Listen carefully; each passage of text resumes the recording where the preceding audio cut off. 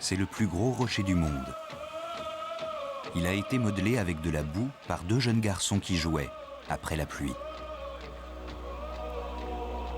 C'était au temps du rêve. C'est comme cela que les aborigènes expliquent la présence de cette énorme masse de grès au cœur du désert australien.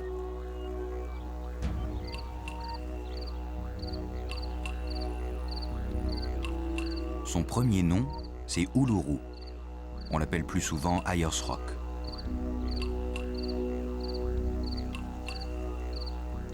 Ayers Rock mesure 3,5 km de long sur 2,5 km de large. Il émerge de 350 mètres au-dessus de la plaine.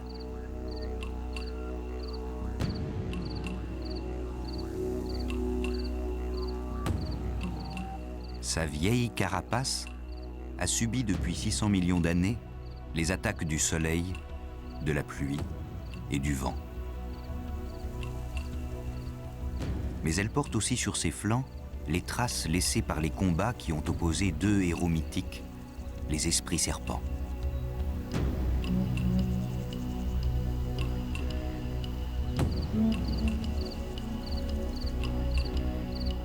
À l'ouest du monolithe se dressent les 36 dômes des monts Olga.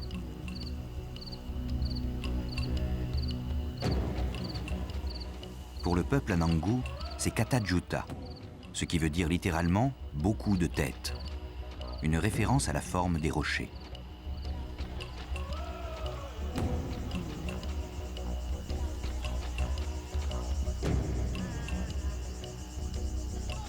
Les Anangu vivent dans cette région depuis au moins 20 000 ans. Pour eux, Uluru et Kata-Tjuta sont des lieux sacrés.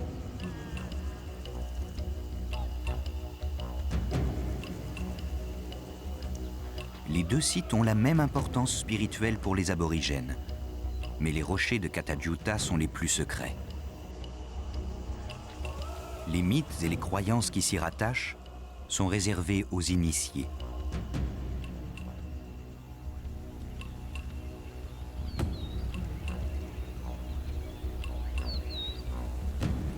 À moins de 300 km de là, vers l'est, se dresse un monolithe de 50 mètres de haut. On l'appelle le Chambers Pillar. Comme Ayers Rock et les monts Olga, c'est un bloc de grès. C'est l'érosion qui a dégagé sa masse spectaculaire.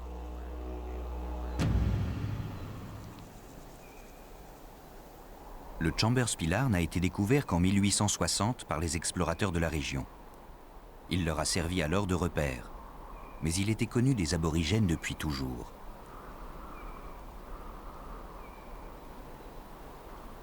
C'est pour eux un rocher sacré. Ils y voient la silhouette pétrifiée d'Itirkawara. Itirkawara, c'est un personnage de leur mythe fondateur. Un gecko qui s'est incarné en géant. Au temps du rêve, il se serait endormi ici et transformé en roche.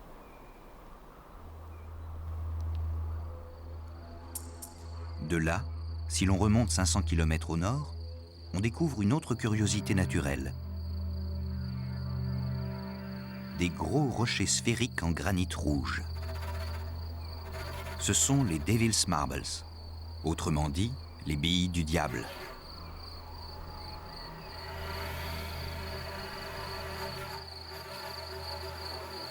Pour les scientifiques, ces rochers sont nés d'une compression de la lave au sein de l'écorce terrestre. Pour les aborigènes, les boules ont été déposées là par le serpent arc-en-ciel. Une fois encore, c'était au temps du rêve.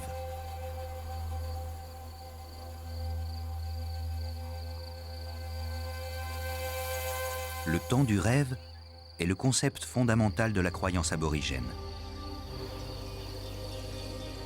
Il est évoqué dans ces pétroglyphes de Ndala-Gorge. C'est l'époque première, une époque imaginaire, durant laquelle les esprits parcouraient le pays. Ils y créaient les paysages, les hommes, les animaux, les forêts, les lacs, mais aussi, et en même temps, la langue, les règles et les lois de leur tribu.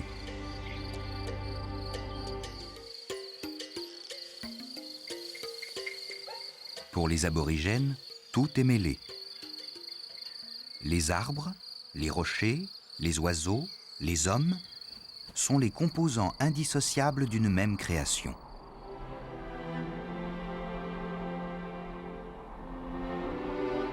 Cette façon globale de voir le monde est sans doute la plus ancienne des voies spirituelles que l'homme ait explorées.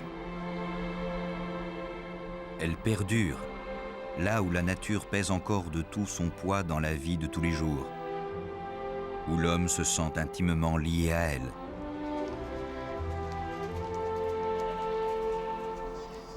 Cela nourrit un mélange de magie et de religion, qu'on appelle le chamanisme, encore vivace chez les Mongols.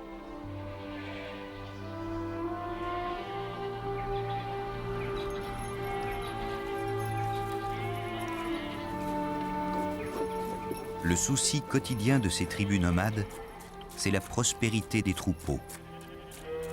Ils élèvent des pattes longues et des pattes courtes. Les pattes courtes, ce sont les vaches et les brebis, parce qu'elles ne s'éloignent guère. Les pattes longues, ce sont les chevaux, qui vont souvent très loin du camp.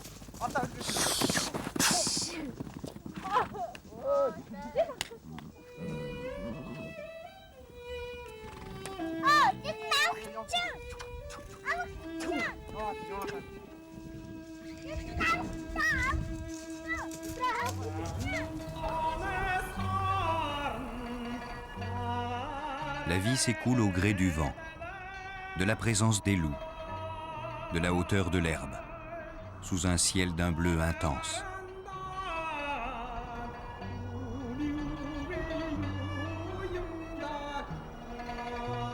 Ce ciel, les Mongols le perçoivent depuis toujours comme leur toit commun. Ils l'ont divinisé. Ils l'appellent le Tangri. C'est le mot le plus ancien de leur langue.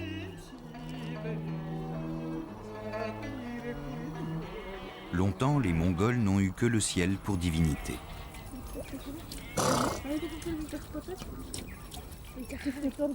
Et puis, au XVIe siècle, le bouddhisme est arrivé dans ces plaines. On y a construit les premiers temples, et notamment celui d'Erdenzu. Il est situé tout près de Karakorum, l'ancienne capitale mongole créée par Gengis Khan.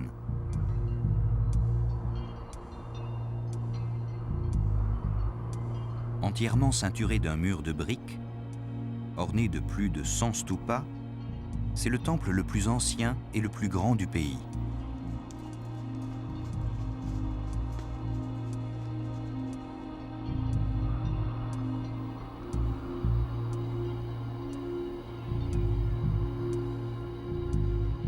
Le bouddhisme a fini par conquérir la Mongolie tout entière.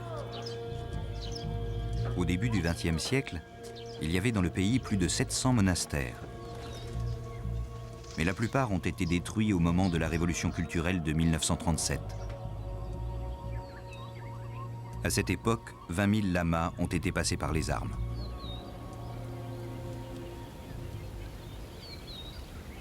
Les Mongols ont retrouvé leur liberté de culte depuis 1990.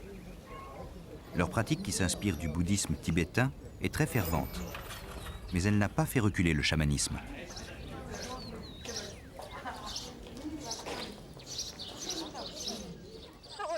Cette statue est l'un des derniers vestiges de l'ancienne capitale mongole. Il y en avait 4 comme celle-ci, à chaque extrémité de la ville.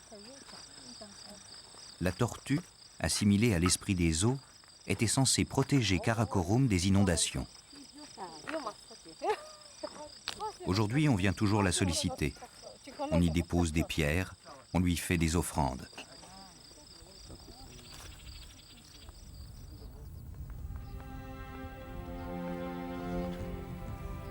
En vérité, les Mongols n'ont jamais renoncé au chamanisme. Ils l'ont intégré à un bouddhisme qui leur est propre.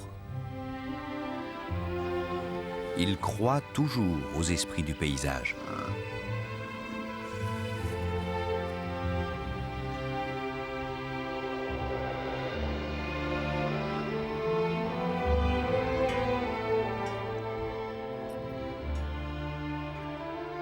En un an, un Mongol change de place 6 ou 7 fois, en fonction de la saison, de la végétation et des exigences de ses troupeaux.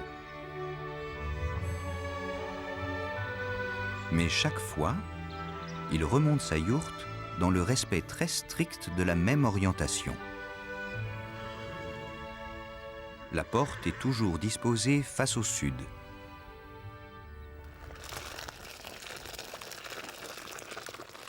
À l'intérieur de la tente, l'aménagement est lui aussi immuable.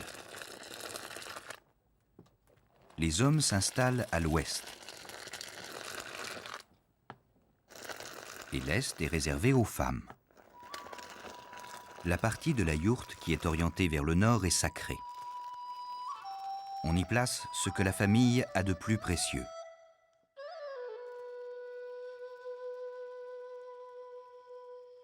Seules les personnes les plus respectables peuvent s'y installer.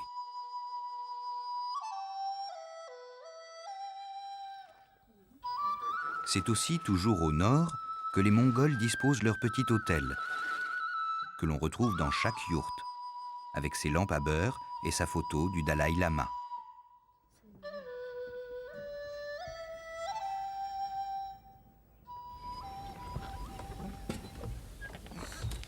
L'importance que les Mongols accordent aux points cardinaux est attestée encore par ce petit cérémonial. Quand les cavaliers quittent le campement, on bénit successivement au lait de jument les 4 directions. C'est une façon à coup sûr de n'oublier aucune des puissances supérieures.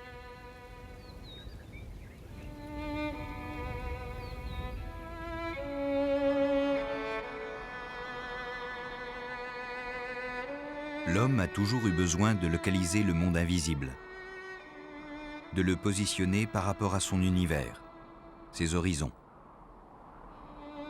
Il a souvent pris en compte les points cardinaux au moment d'élever les bâtiments du culte ou d'y pratiquer des rites.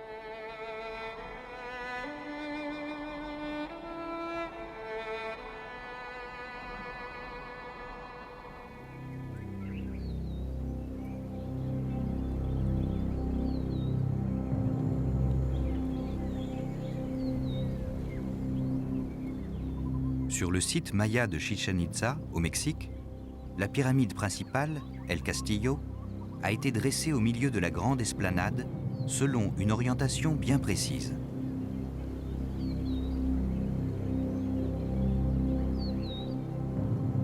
Les Mayas voyaient la Terre comme une forme plate et carrée, dont chaque angle était situé à un point cardinal.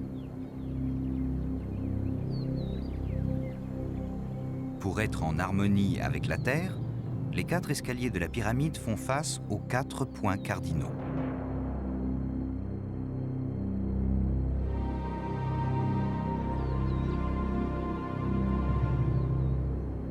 À quelques dizaines de mètres d'El Castillo, vers l'ouest, se dresse une construction ouverte. Il s'agit en fait du terrain où l'on pratiquait le jeu de pelote. 2 grands murs se font face, chacun est muni d'un anneau en pierre.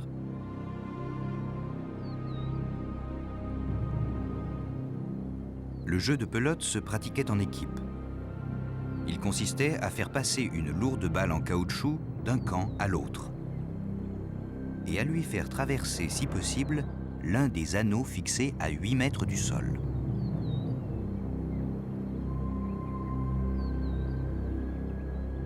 Le jeu était difficile, son enjeu terrifiant. Le vaincu était tout simplement décapité, comme on peut le voir sur cette scène qui orne l'installation. Le capitaine de l'équipe gagnante tient d'une main un couteau en silex et de l'autre la tête du sacrifié. Une tête que l'on exposait ensuite sans doute juste à côté, sur cette plateforme dont le décor évoque l'usage sinistre.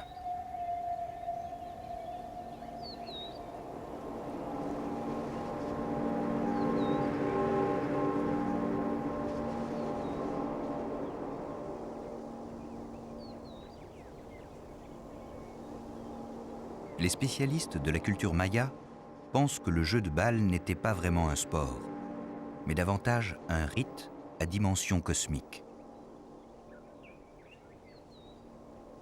La balle renvoyée d'un camp à l'autre évoquait probablement les mouvements des planètes et du Soleil.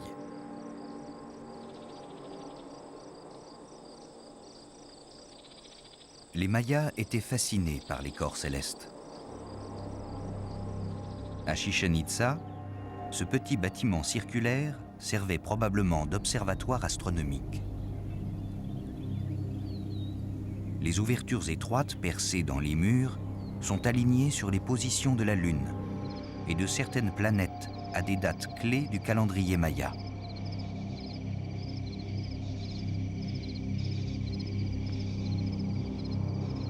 La position et le mouvement des astres dans l'univers ont souvent été considérés par les hommes comme l'expression suprême de l'ordre divin.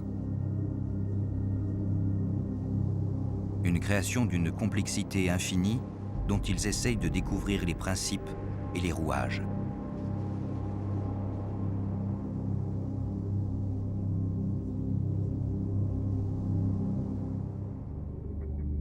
Il n'y a en vérité qu'un seul cycle astral que tout le monde puisse appréhender et comprendre, celui du Soleil. Il se lève, il se couche. Il rythme en maître absolu la vie sur Terre. C'est la preuve de son grand pouvoir.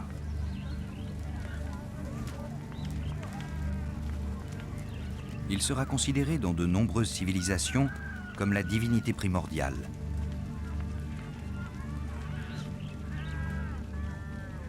Le soleil a été adoré par les Indiens, les Hindous, les Incas ou les Aztèques. Mais c'est sans doute en Égypte qu'il a fait l'objet de la vénération la plus durable. Les tombes, les stèles, les monuments qui sont parvenus jusqu'à nous sont truffés de références au culte solaire.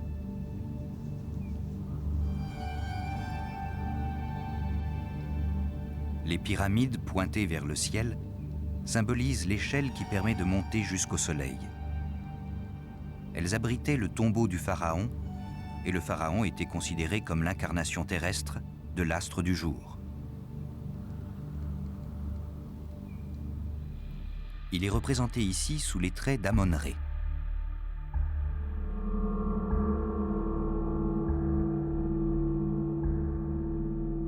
Au fil des dynasties, les Égyptiens ont représenté le dieu solaire sous des formes multiples. Sur cette stèle, la divinité a un corps humain, une tête de faucon et surtout une coiffe en forme de disque solaire. C'est Réorakti.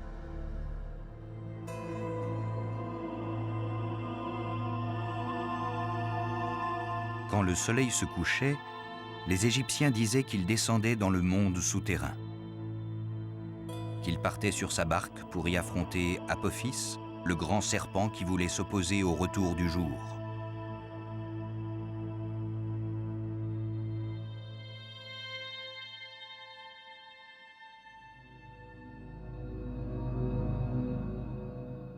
Les mythologies, les religions s'articulent de façon quasi universelle autour d'une partition de l'univers tangible. Il y aurait deux mondes. Le monde céleste associé à la lumière et le monde souterrain associé aux ténèbres, chacun ayant ses dieux et ses démons.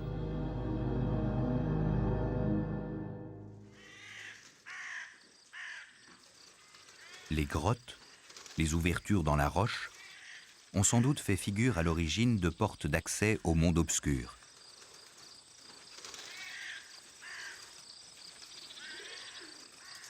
Mais en même temps, c'étaient des abris, contre le froid, contre les bêtes sauvages. De là naissait l'idée confuse que par ces cavités, la terre offrait à l'homme la chaleur et la protection d'un ventre maternel. Une terre, matrice du genre humain. Ce qui va générer des cultes voués à des déesses mères incarnant tout à la fois la terre et la fécondité. Cette statue en ivoire a été découverte en France en Haute-Garonne. Elle date d'environ 23 000 ans. C'est la Vénus de l'Épugue. On pense qu'il pourrait s'agir d'une représentation d'une idole primitive.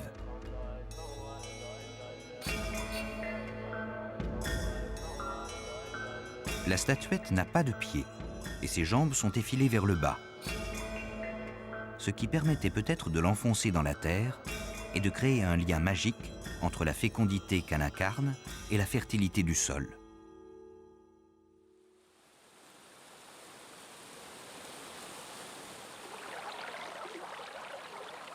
Les grottes, les fractures ont frappé l'imaginaire des peuples qui les ont souvent assimilés à des organes féminins.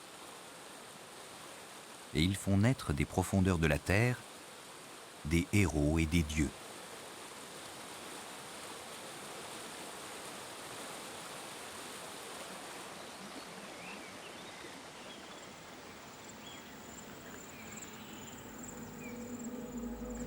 Si l'on en croit la légende, le dieu Zeus en personne serait né dans cette grotte, ouverte en Crète sur les flancs du mont Dictée.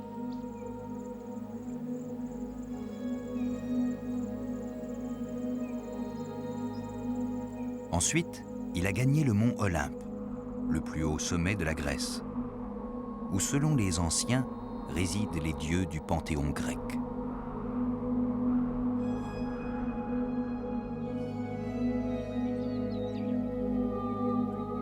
À moins de 100 km du lieu supposé de villégiature de Zeus, ce formidable chaos de rochers a pris lui aussi une dimension sacrée. Cet ensemble de dômes rocheux est situé en Grèce centrale, dans la plaine de Thessalie. C'est le site des météores. Météora signifiant littéralement « suspendu dans les airs ».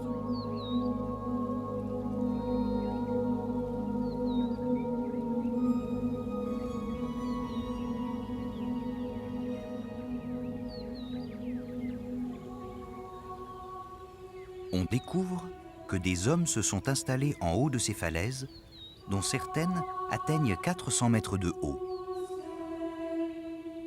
Ils y ont construit des monastères. Ces bâtiments datent du XIVe et du XVe siècle.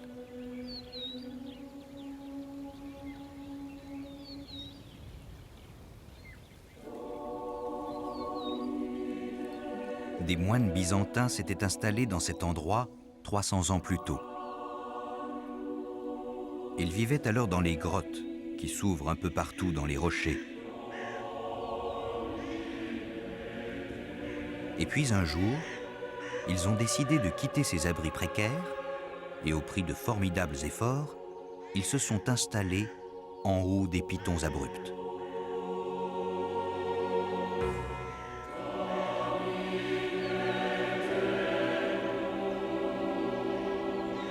On peut imaginer que c'était la volonté de se rapprocher de Dieu qui les guidait. La vérité est plus prosaïque. C'est pour échapper aux Turcs et aux Albanais qui les persécutaient.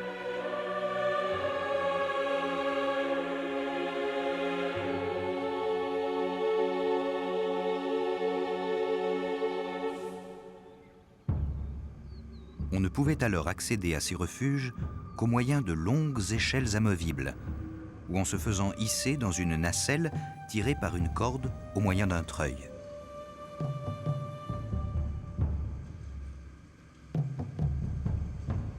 Au total, les moines ont construit plus de 20 monastères. Beaucoup ont été détruits lors de la Seconde Guerre mondiale parce qu'ils servaient de refuge aux résistants grecs. 5 sont toujours occupés. Les anciens les appelaient les monastères de l'air. Ils disaient que les rochers avaient été envoyés spécialement par le ciel pour fournir aux ascètes un refuge d'où les prières monteraient aisément vers Dieu. L'idée selon laquelle plus on prend de la hauteur, plus on se rapproche des dieux, est ancienne et universelle. Dans la Bible, c'est l'histoire de la tour de Babel. Le récit s'inspire sans doute des constructions monumentales en étage élevées en Mésopotamie, qu'on appelait des ziggourats. Il dénonce en fait la prétention humaine. L'homme, fort de ses techniques de construction, serait devenu très sûr de lui, au point de vouloir atteindre les cieux, ce qui laissait entendre prendre la place de Dieu.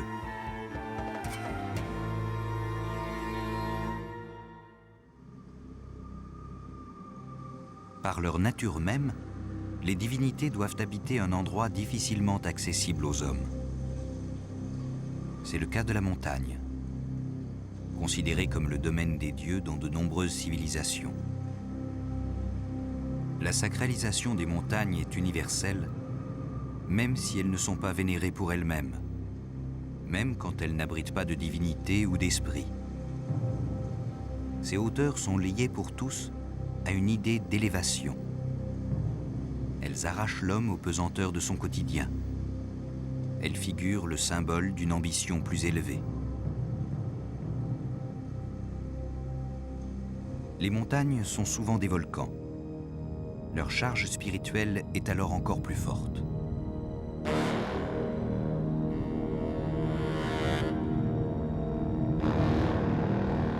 L'auteur latin Virgile situe les forges de Vulcain, le dieu du feu, ici, en Sicile. C'est l'Etna qui lui fait office d'atelier. D'où ses panaches, cette animation en surface. Selon la tradition, Vulcain était le fils de Jupiter. Il était aidé dans son travail par les cyclopes. Il maîtrisait la matière en fusion et faisait des bijoux et des armes.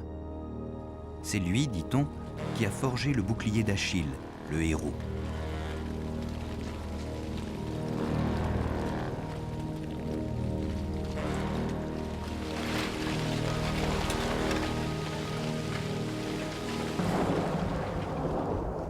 Quand la lave se met à surgir des entrailles de la terre, Virgile en est sûr.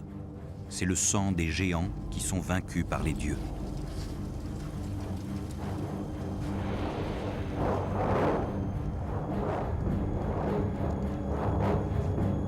Les Grecs anciens ont une autre version.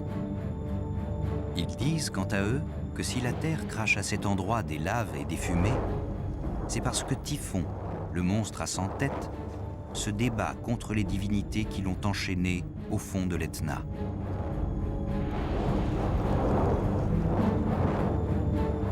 Maison des dieux ou des monstres, les volcans incarnent dans l'imaginaire toute la puissance de l'énergie terrestre.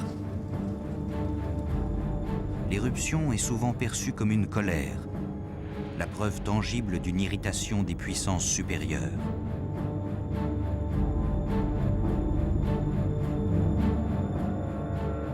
Il est écrit dans la Bible, « L'Éternel fit pleuvoir du ciel sur Sodome et Gomorrhe du soufre et du feu. »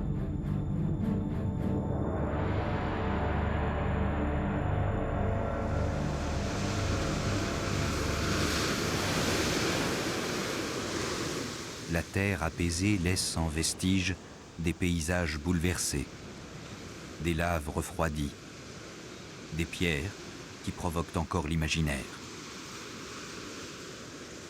Ici, en Irlande du Nord, ces rivages ont connu une grande activité volcanique il y a 50 millions d'années.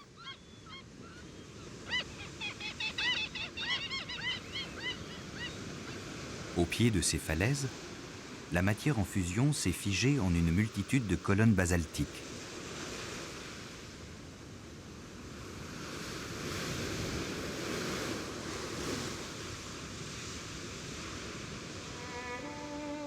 Ces blocs ont des formes polygonales si parfaites qu'on a longtemps pensé qu'ils avaient été façonnés dans la matière brute.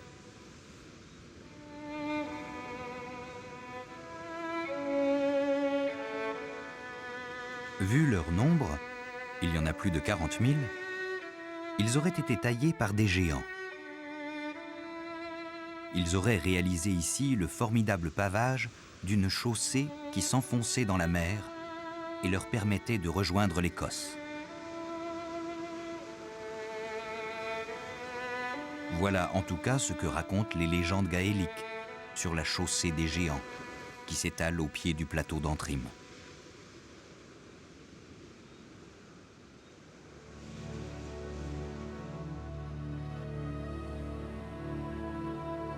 Quand les roches sont travaillées ainsi à grande échelle, l'homme a tendance spontanément à y voir l'intervention d'êtres surnaturels.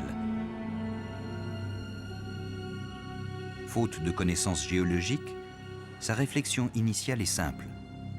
Qui donc, sinon des géants ou des dieux, serait capable de mettre la roche en forme dans ses proportions monumentales ?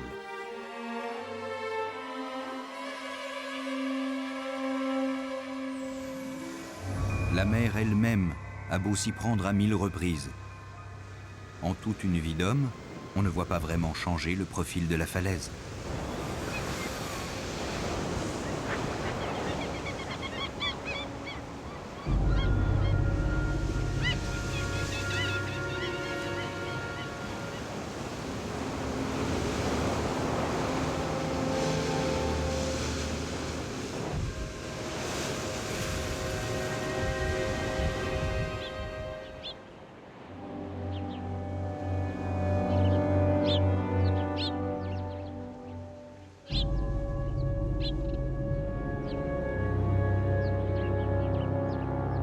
Cette sculpture granitique des collines anglaises du Dartmoor n'est que le fruit de dizaines de milliers d'années d'érosion. Mais les hommes, qui l'ont toujours connue ainsi, ont pu y voir l'appel des dieux à honorer une idole de pierre.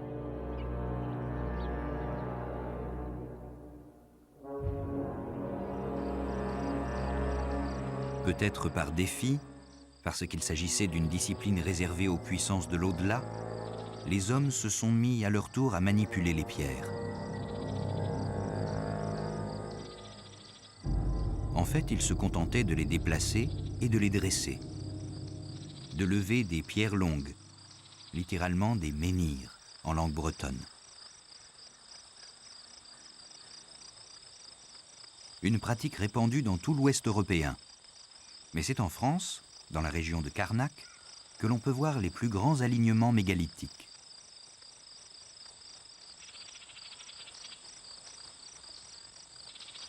On associe souvent ces menhirs aux rites pratiqués par les druides. Mais ces pierres ont été dressées et positionnées par les hommes bien avant la civilisation celte. C'était il y a environ 6000 ans, à l'époque néolithique, à une période où les hommes commençaient à cultiver la terre et à adopter une vie sédentaire. Les druides les réutiliseront 2000 ans plus tard. Quant à leur usage premier, leur raison d'être, on évoque toutes sortes d'hypothèses. Il pourrait s'agir de stèles commémoratives ou de points de repère dans une tentative d'approche astronomique. L'interprétation est d'autant plus difficile que ces mégalithes sont positionnés de façon totalement imprévisible.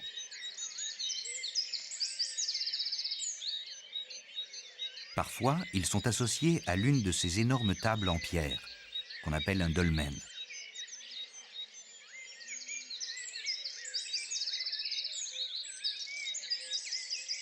Les dolmens ont livré leurs secrets dès le XIXe siècle. Grâce à des campagnes de fouilles, on a prouvé qu'il s'agissait de monuments funéraires. Mais pour les menhirs, le mystère reste entier. On s'accorde à penser qu'ils avaient sans doute une vocation sacrée. Mais certains sites viennent nourrir les interrogations.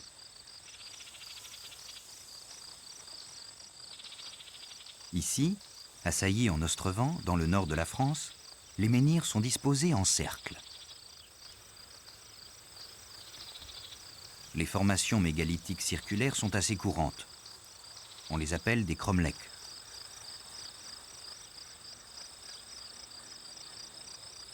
Celui-ci tient son intérêt de la forme des pierres. La partie supérieure de chaque menhir a été taillée en forme de talon, orientée vers le centre de la figure.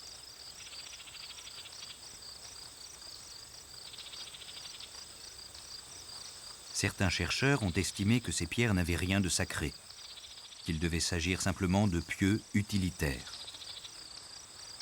Grâce à leur découpe, elles auraient servi de point d'ancrage à des haubans qui auraient tenu un mât au bout duquel on enflammait des fagots pour avertir les environs en cas d'alerte. Une explication finalement démentie. On sait aujourd'hui que ces pierres marquent l'emplacement d'un tumulus funéraire. Ici, on les appelle les bonnettes, les marionnettes ou les fillettes. Et on continue d'y voir des silhouettes humaines en conversation. Il circule encore plein d'histoires à leur propos. Car le propre de ces pierres, c'est de nourrir le mystère.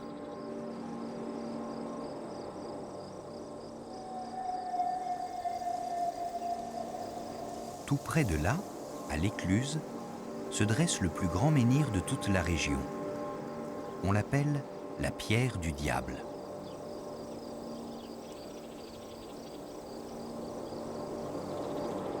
On distingue en haut du menhir des marques en forme de griffes. On dit qu'elles ont été laissées par un démon.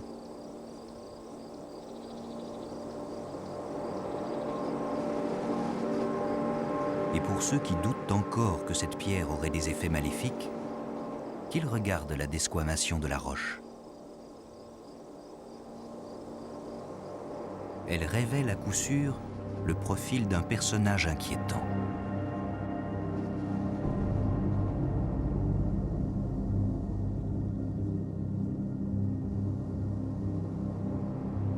L'Église est couramment à l'origine de ces histoires. C'était une façon de jeter le discrédit sur ces pierres qui faisaient souvent l'objet d'un culte païen. On leur prêtait des pouvoirs de protection, de fertilité, de fécondité, de guérison.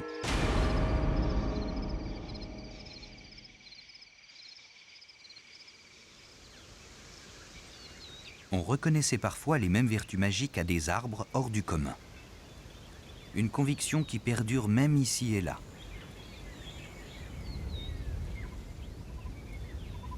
En Belgique, à Herchy, un chêne fait l'objet d'une vénération très particulière.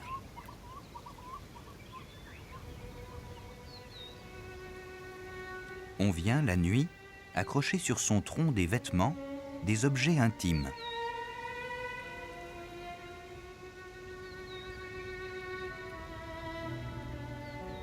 Il s'agit de la manifestation d'une croyance ancienne, peut-être d'origine druidique, qui veut que l'on puisse, sous certaines conditions, transférer son mal à un autre être vivant.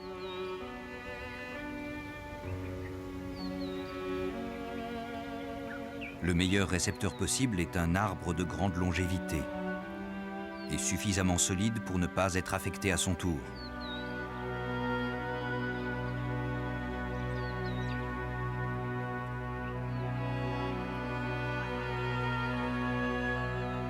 Le transfert du mal s'effectue par l'enfoncement progressif d'un clou qui a touché la partie malade.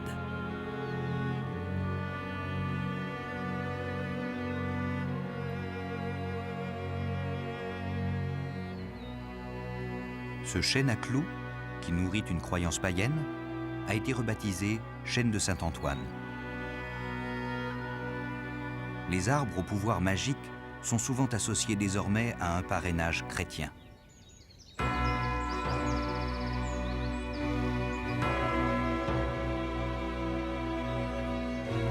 À une centaine de kilomètres de Paris, à Sénarpont, au XVe siècle, la peste noire s'est arrêtée à ce bouquet d'ormes.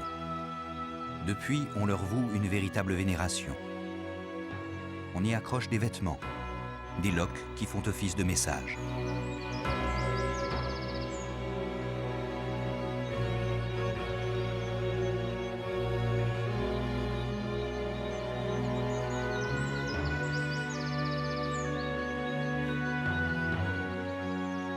Pour faire connaître sa demande, on vient accrocher l'étoffe qui a touché la tête, le bras ou la poitrine du malade. Ici, le site est consacré à Sainte-Laude, auquel est dédiée une petite chapelle. L'Église s'est associée d'autant plus facilement à ces pratiques que l'arbre n'est pas vraiment divinisé. C'est juste le vecteur d'une communication avec les puissances supérieures.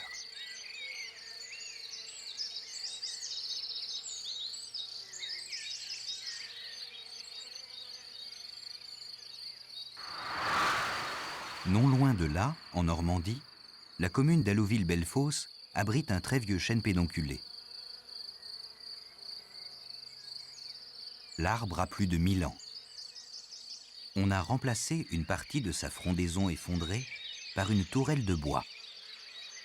Une sorte de clocher surmonté d'une croix, comme s'il s'agissait d'une église. Et c'est presque le cas. Le tronc, totalement creux, abrite sur 2 niveaux 2 chapelles, consacrées à Notre-Dame de la Paix.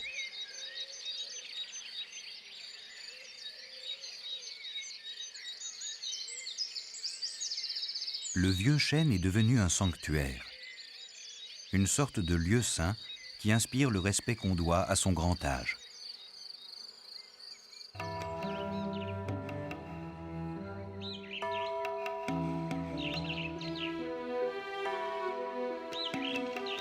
Sur tous les continents, les arbres millénaires ont été liés de près ou de loin à des croyances ou à des cultes.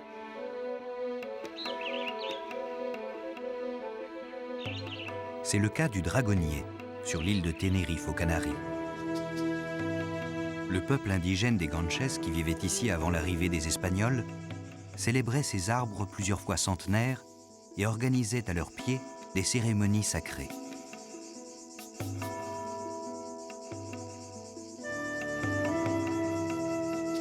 On a toujours attribué à cet arbre des propriétés surnaturelles et des pouvoirs magiques. Cela tient beaucoup aux vertus médicinales et cosmétiques de la résine qu'on pouvait extraire de son tronc.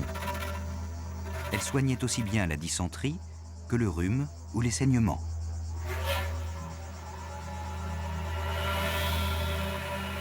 C'est aussi finalement grâce à ses vertus thérapeutiques que le ginkgo fait l'objet d'une grande vénération en Orient.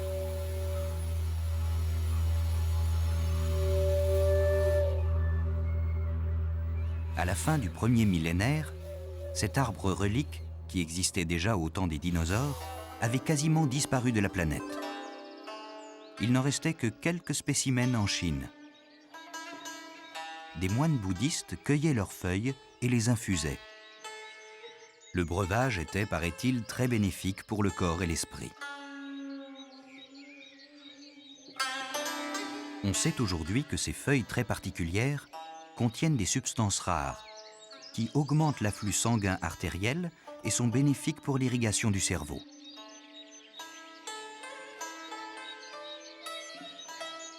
Le ginkgo a été réintroduit par les moines en Corée et au Japon au XIIe siècle.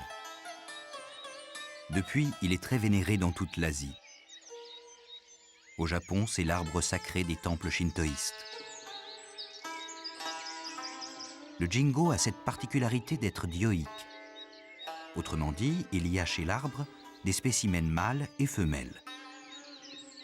On les reconnaît facilement à l'automne, car les mâles perdent leurs feuilles plus tôt, et l'on peut encore voir les fruits dans les arbres femelles.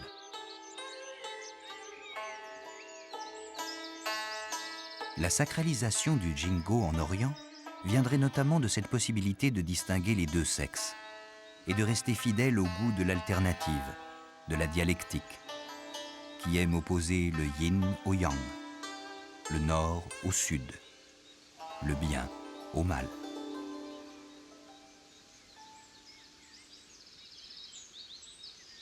Beaucoup d'arbres sont sacrés, mais peu sont vénérés pour eux-mêmes. Ils sont plutôt sacralisés en tant qu'êtres vivants, témoins sages et muets des générations qui passent.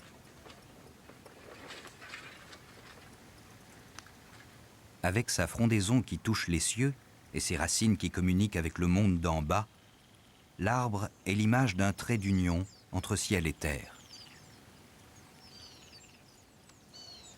Qu'importe si le baobab donne l'impression inverse. Tout le monde raconte que c'est Dieu en colère qui l'a planté à l'envers.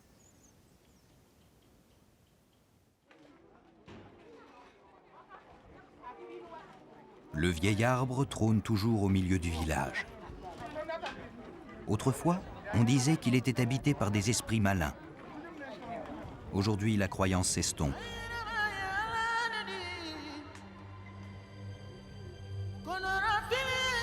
La population s'éloigne de ces cultes de la nature au profit des religions monothéistes. D'ailleurs, plus loin, on n'hésite plus à ouvrir la terre, à la mécontenter, à la forcer, à prendre tous les risques pour arracher à ses entrailles quelques grammes d'or.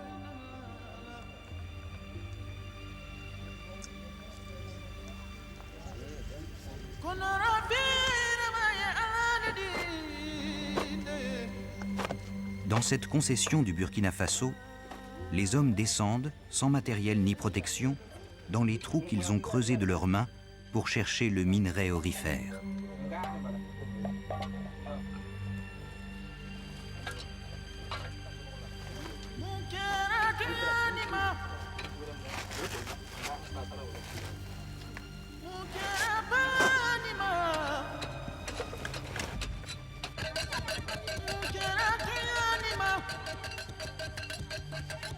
Autrefois, on pensait que les minéraux se développaient au cœur de la terre, un peu comme le fœtus se développe dans le ventre de la femme. Que la matrice transformait patiemment le métal vil en or, symbole de l'ultime perfection. C'était la seule matière digne des dieux. On en faisait des calices, des plats d'offrande, des statues rituelles.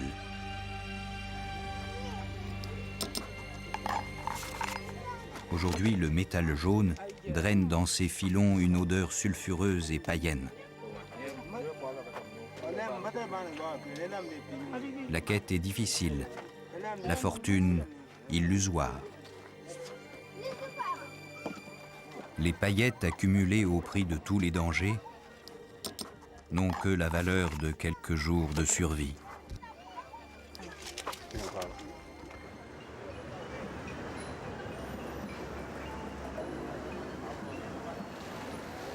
À 10 000 kilomètres de cette concession, l'or a gardé toute sa valeur sacrée, en Thaïlande, en plein cœur de Bangkok.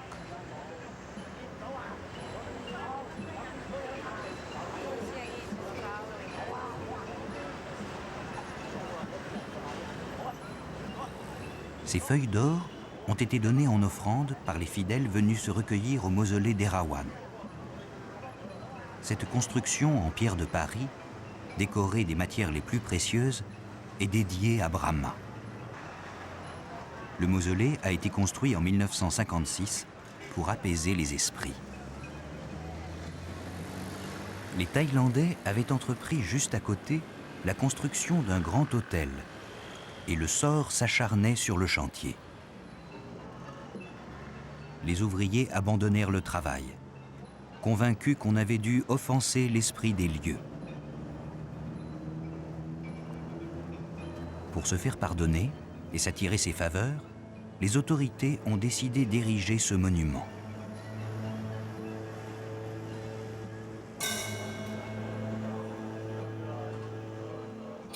Le geste a dû être apprécié par les puissances suprêmes, car aussitôt après, le chantier a pu reprendre dans les meilleures conditions. On en a déduit que le mausolée avait de grands pouvoirs, et tout le monde se presse aujourd'hui pour faire des offrandes et solliciter Brahma.